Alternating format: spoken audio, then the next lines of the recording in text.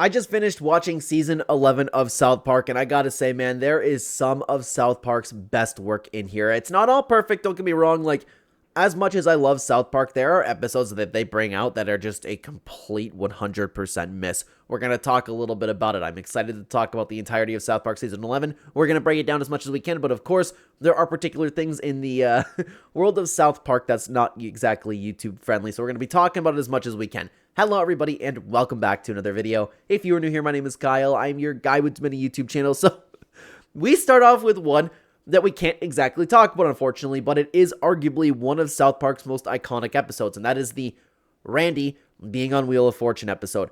I wish that I could expand upon this for you, but what can I say? What can I say? It was an episode that is well loved by the entire world, and unfortunately we can't even expand on the other part of the episode, that being, you know, Cartman and I feel like the proper name for them is changing every single year or something like that, you know. I think the one that we grew up with was, you know, calling them little people or small people. I know, like, dwarf has been out there too. I don't know what's proper to call people anymore. It's just, I know you obviously can't say the M word.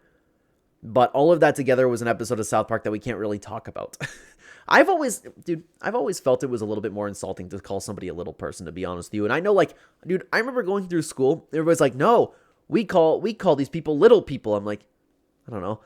I personally feel like that's a little insulting, but what can you do? But anyways, we continue on to another absolute banger from South Park. It's one that my friends and I still quote to this day, and Butters ends up getting sent to a religious camp because we figured out that Eric is having all these sleepovers with Butters, and he's just, like, you know, drawn poop on his face and stuff like that, and then he decided to make Butters swing it for the own team by making himself swing for his own team. So he spent the entire episode trying to get Butters back, and it's just more of what makes South Park so funny. When Cartman and Butters are together, these two are literally my favorite dynamic in the entirety of South Park. But we continue on to the entire episode about lice. It was funny, but it wasn't anything that kind of, like, really made me laugh all that hard. I thought it was funnier when they were, you know, again, this is what I've talked about in my other reviews. When South Park takes something that we all experienced as kids and over-exaggerates it a little bit. They definitely did over-exaggerate it, but I think the episode would have been a lot more funny if the episode was about trying to figure out which kid had lice in the school. Because I remember being that kid, and I remember, I'm sorry, like, I wasn't the kid with lice, but I remember being that kid where it was like, what kid has lice? We got to figure out what kid has lice, because back in the day, I don't know if they still do that. It's probably like, you're probably not allowed to do that anymore because we have to feel bad for the kid with lice.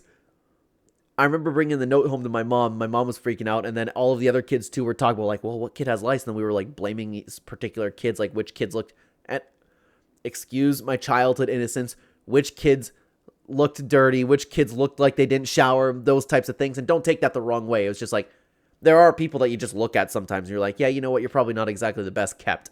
Don't take that the wrong way there. But as the episode goes on, man, like, they get into the entirety of just the lice trying to make a home over on Clyde's head. It was okay. It was entertaining enough, but it wasn't anything that made me go like, oh my god, this is hilarious. But unfortunately, something else that we can't talk about is the episode with Hillary Clinton and the episode with the new kid that Cartman is kind of upset with. I wish we could expand upon that one, but that's also something that we can't expand upon that. The Easter special is after that, where Randy's part of this, like, magical secret group. That one was a complete miss for me. Did not find that one funny one little bit. And then we have a homeless episode where they they kind of make fun of homeless people the entire time. It's like it's something that I appreciated a little bit more as I got older and found it a little bit more funny. But the other episode that really didn't work all that well was Mr. Garrison defending the bar. It was okay too. This is like some of South Park's best work was in here, but there was, again, like I mentioned at the beginning of the video, some of them were just complete misses, and something that definitely was not a miss at all was the episode where Cartman pretended to have Tourette's. I found a golden ticket. I got a golden ticket, whatever he said in the song. That's peak comedy. That's one of the best episodes of South Park where Cartman's making everybody else go through, like, sensitivity training and all that, but Kyle knows better. Kyle knows what type of piece of crap Cartman is, and that he would fake it, and then he'd be like, oh my god, I just can't control my condition. shit balls. And like, of course, he would say much worse than that. And then the teachers would be like, which is exactly what they were like in grade school. Oh, it's okay, Eric. It's okay. You're very, very brave over here. Kyle knowing that he's faking the entire time. All of that was perfect from start to finish. They then have another really fun episode where Randy takes the world's biggest crap. Now, I'm not familiar, and I actually already forget the dude's name. The dude that ended up like it was some celebrity. It's escaping my memory. I just watched it. Whatever celebrity they were mocking there, that he's a big piece of crap. I don't know anything about him. It was probably before my time. Bono, that's what it was. Sorry. I was like really having a blank with that one. It was more funny just like Randy taking a big crap, and then all of a sudden he realizes that he took a big crap. He's like, hey, Sharon, wait, I gotta send this to the guys. Depending on who you are watching this video, and if you have like a solid group of guy friends, we've all sent pictures of crap to each other at some point. It's something that's just flat out relatable. But we continue on to an episode that is actually a 3-parter, which is something that South Park doesn't typically do, and it's Imagination Land. I actually really, really, really enjoyed this, and man, just the premise of it, first of all, with, at the beginning,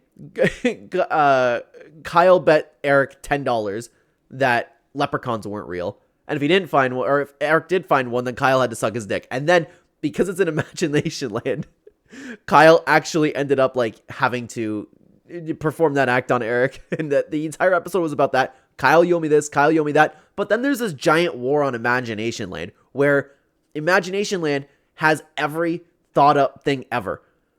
It was funny just watching everything exist, right? But what killed me, and what they did so well over there, was bringing the little woodland creatures there. And they were like more evil than anything. I loved bringing Man Bear Pig into it too, tearing people up. On top of that, while all of that chaos is going around, and plus Butters gets left behind, this was like some of the best work they've done in a while, South Park, in my opinion. I loved it. You have Butters suffering. You have an attack on Imagination Land. You have the entire thing where Cartman's going through a legal system to make sure that Kyle sucks his balls. Kyle doesn't want to do it. And we're seeing these little woodland creatures just do what they want to do. And they have like these actual like evil things around there. And these like little woodland creatures. Oh, it's a little bear. Hi, little bear. And then Stan, knowing what they are, is like, oh my God, get out of there. Amazing. Absolutely amazing. And South Park ends up ending off this season in another really, really fun way. And the first one being a Guitar Hero episode. I still relate to this because everybody around me was playing Guitar Hero back in the day. It was actually just something that I wasn't that interested in growing up. But we all had that phase. Every other kid had that phase of Guitar Hero. And the parents not understanding it because they could just play real guitars. So I'm sure that people have actually experienced, like, people like Randy coming back like, hey, kids, don't you think this is cool? They just don't think it's cool at all. And then they, like, go a little bit professional, I guess. And when they end up beating the Guitar Hero episode, it says something inappropriate. You get my point, okay? But then they ended off with a banger, that being the list. And again, this is South Park's best work. They're in school. They're doing their, like, they're just being 4th graders. The girls in school have a list of all of the boys from ugliest to best looking. And then, of course, everybody's behavior gets transformed into that. And all of a sudden, Kyle's the ugliest. If I'm not mistaken, it was Eric, Butters, then Kyle. So Butters went home with his parents like, Mom, Dad, I'm not the ugliest kid in school. And then Kyle, after like not caring about it, which would be difficult, right? My instinct would be to not care about it. But if I found out like I was the ugliest kid in school, then I'd be forced to care about it. But if I was like on like, I don't know, maybe the bottom quarter, it wouldn't be a big deal. But the ugliest kid? Uglier than Eric Cartman? Which is crazy. So Kyle starts joining the goth kids. He's going to like, and it's actually crazy how spot on they are with these kinds of things, because like how dangerous those types of things could be, letting those things out. And when these kids feel isolated, they start acting out. It got a little bit dark there, to be honest with you, but it was funny walking around like Butters is completely happy that he's not dead last. I'd be happy that I wasn't dead last, to be honest with you. Just straight up walking up to Kyle, hey, ugly. And then, of course, Eric being better looking than Kyle is like an entire problem in itself. But then it ended up being just this big thing. Clyde's dad owned a shoe store or something like that, so he had to be number 1. But you get my point.